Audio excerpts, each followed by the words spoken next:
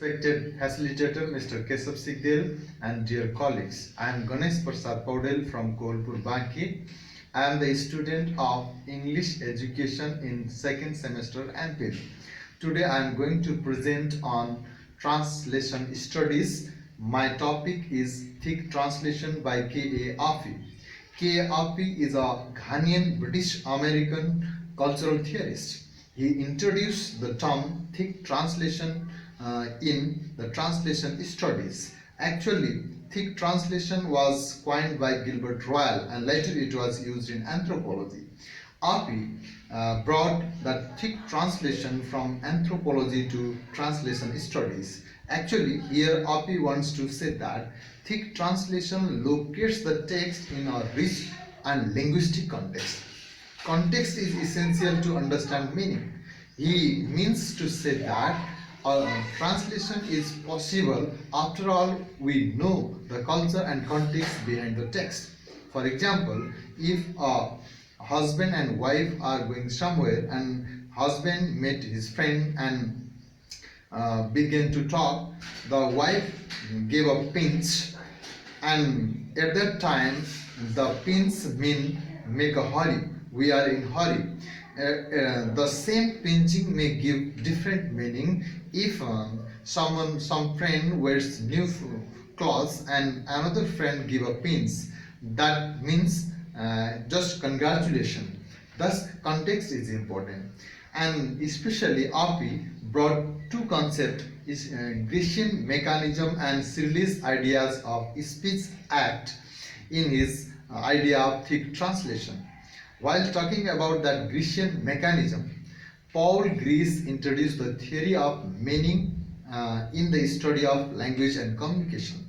Then, if we talk about what Grecian mechanism is, Greece believes that there is a communication possible because of a shared ground or shared understanding between the speaker and the hearer. He introduced the two terms: conversational maxims and conversational implicator.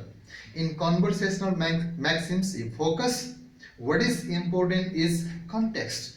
Pragmatic meaning is important. Here, utterer's meaning govern. In conversational implicator, there is a timeless meaning, or it is understood out of context. For example, if we say, John, where is John? And response is John is in the kitchen or den. At that time, that den does not mean anything else inside the house. That is a kind of shared context. And while talking about that Cyrillic ideas of speech act is an utterance understood in terms of speaker's intention and the effect it has on a listener. And Cyril also introduced two kinds of speech act: direct speech act, which focus the literal intention.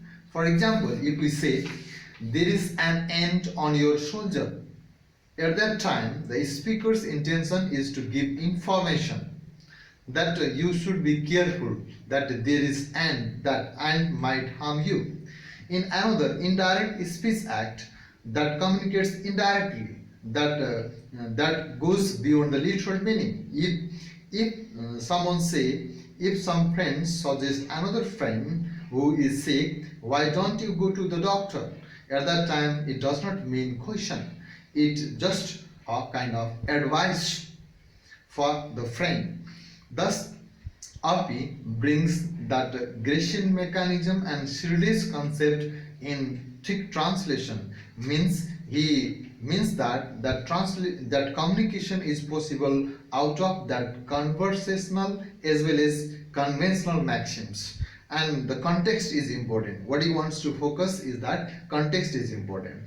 And while talking again about Affy and thick translation makes the translated version to be contextualized so the readers could understand the social and cultural context. For example, if we are going to translate a text, Eastern text that presents the idea of that journey, and it is translated in English as sacred thread, but there is the need to give the cultural context what that sacred thread mean for Hindu people, and what is that religious belief behind that sacred thread. And there is the need of context to clarify the translation. Thick translation focuses the authenticity and legitimacy of culture and make the other culture to speak out their own voice. Here, Api wants to focus that cultural meaning behind the text. That cultural meaning can be established with the help of thick translation. Api's focus of adding explanatory text materials such as footnotes, annotations, explanations in order to make that context clear to the reader. Since language affects thoughts and intention of the speaker, meaning is always varied. Therefore, the total translation is impossible. Here, Api says that total translation is a myth, but we can make the translation more clearer with context and its cultural context. And while talking about that metaphor and proverb, Api says that neither metaphor nor proverb mean only what they say.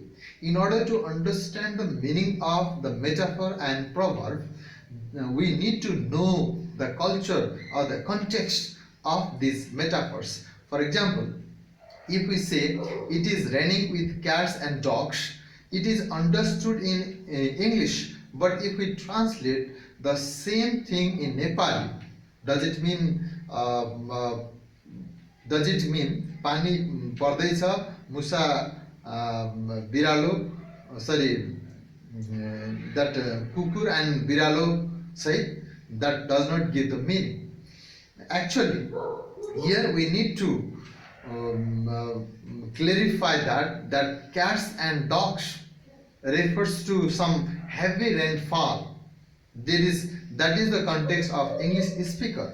The same happens while translating Nepali proverb into English. We need to clarify the context, understand the context.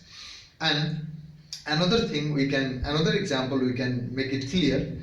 If we are going to just infer the meaning behind, shall I compare thee to a summer's day? The title of famous Shakespearean sonnet. Actually, here the speaker is comparing his beloved to a summer's day. If the same title is interpreted in equator, does it mean praise or criticism?